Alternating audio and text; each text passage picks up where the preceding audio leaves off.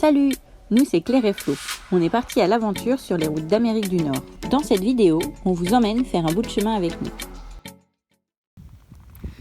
Salut! On est dans la baie de Fundy pour observer les plus grandes marées du monde. Et du coup, on est là pour 6 heures, il fait super beau et on prend le temps, on en profite pour vous expliquer pourquoi et comment on a envoyé notre fourgon en Amérique du Nord. On vous met les liens dans la description de la vidéo si ça vous intéresse. Alors déjà, pourquoi on a décidé d'emmener notre fourgon en Amérique du Nord plutôt que d'en louer un sur place? C'est parce que c'est très cher, sur un an, c'était pas envisageable. L'achat aussi bien en neuf qu'en occasion au Canada et aux États-Unis, c'est hors de prix, c'est beaucoup plus cher qu'en France. Du coup, on a tiré un trait dessus. Il nous restait l'option d'acheter en France et de l'emmener. Donc l'avantage de ça, c'est que ça nous a permis de nous roder. C'était la première fois qu'on faisait du camping-car. On avait juste aménagé notre Dacia Logan Break avant, qu'on appelait pompeusement le van. Et ça nous a permis aussi d'habituer le chat et de faire quelques petits travaux. Et si on avait acheté sur place en Amérique du Nord, ça nous aurait empiété sur le temps de voyage pour acheter et puis pour revendre à la fin. Donc au final, on s'y retrouve. Comment on a fait pour envoyer le fourgon? On s'est d'abord renseigné sur internet. Il y a deux compagnies qui sont ressorties, il y a IVS et Seabridge. Seabridge est la plus connue et c'est celle qui avait le devis le plus avantageux pour nous. Et en plus, le calendrier collait plus avec notre projet de voyage. Une fois le devis signé avec Seabridge, ils vont vous envoyer une tonne de paperasse. Alors le petit problème, c'est que tout est en allemand ou en anglais. Alors heureusement chez nous, Florian parle anglais très très bien. Parce que si j'avais été toute seule, je sais pas comment j'aurais fait. Enfin, je pense que Google Translate aurait été mon ami. Et dans toutes les paperasses, ils demandent l'attestation d'assurance pour le transport maritime. Nous, on n'a pas trouvé, donc on est passé par eux. Ils la font, c'est très bien. Ensuite, il y a l'attestation d'assurance qu'il faut avoir pour les États-Unis une fois que le fourgon est sur le sol américain. Et ils demandent aussi, quand le bateau arrive aux États-Unis, ils demandent un papier qui est fourni par l'agence environnementale des États-Unis, qui est une dérogation pour 1 an pour pouvoir rouler avec un fourgon en plaque française.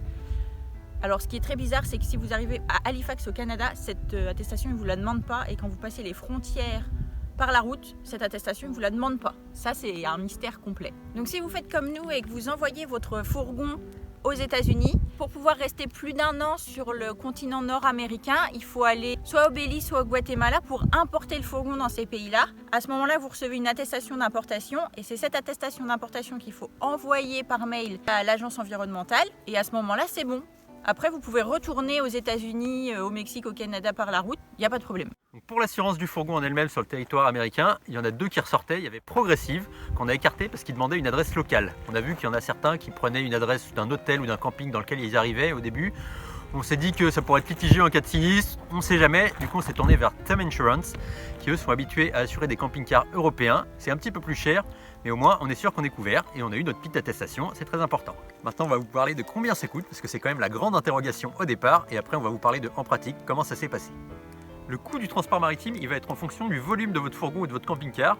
À titre d'information, nous, il fait 6 mètres de long, par 2,88 m de haut, par 2,05 m de large, et ça nous a coûté 3 000 €, assurance maritime comprise. Et pour l'assurance en Amérique du Nord, c'est plus cher qu'en France, on en a eu pour 3 000 € en tout, Canada, États-Unis, Mexique, et on a droit à 6 mois au Mexique avec ça. Après, le coût de l'assurance que je vous ai donné, c'est vraiment indicatif, ça va beaucoup varier selon l'âge de votre véhicule, le modèle et la valeur évidemment.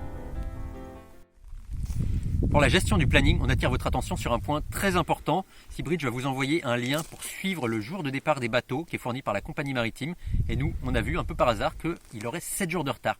Du coup, on a appelé Seabridge, ils nous ont trouvé une place sur un bateau avant, qui au final est arrivé à peu près dans les eaux où le premier navire devait arriver.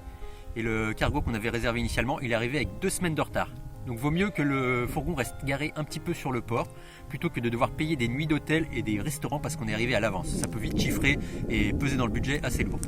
Oui, et le fourgon, alors ils vous disent que le parking n'est pas gardé, mais il est sur le port qui est sécurisé et en plus ils mettent des scellés sur les portes.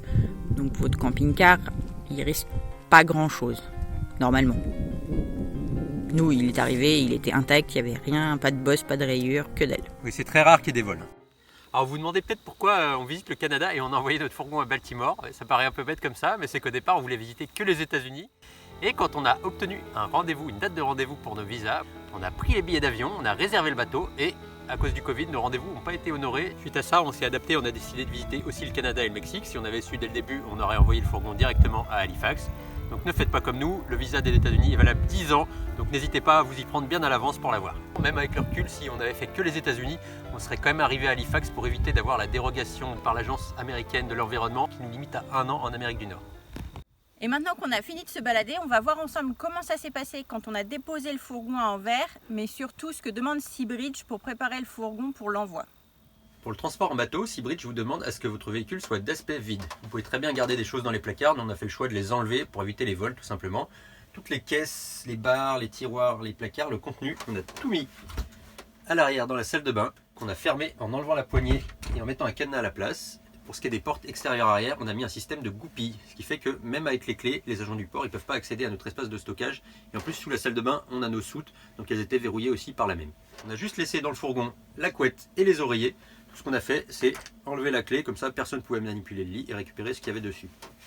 La compagnie maritime va aussi vous demander à ce que le réservoir de carburant soit rempli environ un quart de sa capacité. Je suppose que c'est pour une question de répartition des masses dans le bateau. Les réservoirs d'eau propre et sale doivent être vides. Vous ne pouvez pas avoir de bouteilles de gaz, butane ou propane à bord. Si c'est une cuve de GPL fixe que vous avez installée, il va falloir un certificat d'un professionnel qui atteste qu'elle est bien vide avant d'embarquer. On va vous demander d'amener votre véhicule au plus tard 3 jours avant la date de départ du bateau. C'est du lundi au vendredi la dépose.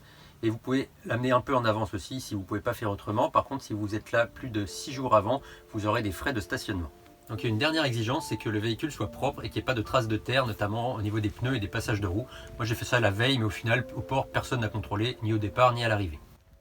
Maintenant, je vais vous raconter comment ça s'est passé à Anvers. Je suis arrivé au port la veille au soir et je me suis garé pour la nuit sur le parking du terminal. Il était vide, j'étais tout seul, je gênais personne. Et pourtant, un agent de sécurité est venu me réveiller à 1h30 du matin pour me dire « Faut pas être là !» Et ben, je suis allé me garer à 20 mètres sur le trottoir de l'autre côté de la route et là j'ai pu finir ma nuit tranquille. Donc ne faites pas la même erreur que moi, allez directement vous garer sur le trottoir pour la nuit. Le jour J, je suis allé dans les bureaux du port, j'ai rempli un formulaire et contre ma carte d'identité, ils m'ont donné un badge parce que c'est un accès sécurisé et ils m'ont dit d'aller à la pesée. Je suis allé avec le fourgon, ils m'ont pesé et après ils m'ont dit va te garer là-bas. Je fais là-bas où? Là-bas. Sans plus de précision, j'ai trouvé une place, je me suis garé et là ça fait un peu bizarre, il faut laisser la clé accrochée au rétroviseur. Bon, je l'ai laissé. Et voilà, c'est tout. Pas de contrôle, rien. Tu sors du port, tu rends le badge et c'est fini. Une fois que le véhicule est déposé et les démarches accomplies, il faut trouver un taxi ou un Uber pour retourner en ville parce que le port d'Anvers n'est pas desservi par des transports en commun. Pour la récupération du véhicule à Baltimore, pareil, c'est pas un port qui est ultra bien desservi, c'est toujours dans des zones industrielles, c'est pas le petit port de pêche touristique au milieu du village. On va dans les locaux du transitaire, il y a encore un peu de paperasse à faire. Et après, il faut appeler un service d'escorte qui va nous conduire sur le port. C'est obligatoire, c'est une entreprise agréée qui fait ça. Évidemment, c'est payant, ça m'a coûté 60$. Et là, il est venu me récupérer devant les locaux du transitaire pour m'emmener au port. On peut être qu'une seule personne à récupérer le véhicule. Encore 2-3 papiers à signer, j'ai pu récupérer le fourgon. On n'est pas passé par la douane en sortant. Ça a été vraiment globalement très rapide et facile. Il y a juste pas mal de papiers à signer, ça faut vous y attendre. Voilà, je pense qu'on a fait le tour du sujet. On vous rappelle qu'on vous a mis les liens utiles dans la description de la vidéo. Si vous avez d'autres questions, n'hésitez pas à nous les poser en commentaire. Et vous pouvez également nous suivre dans nos aventures en vous abonnant.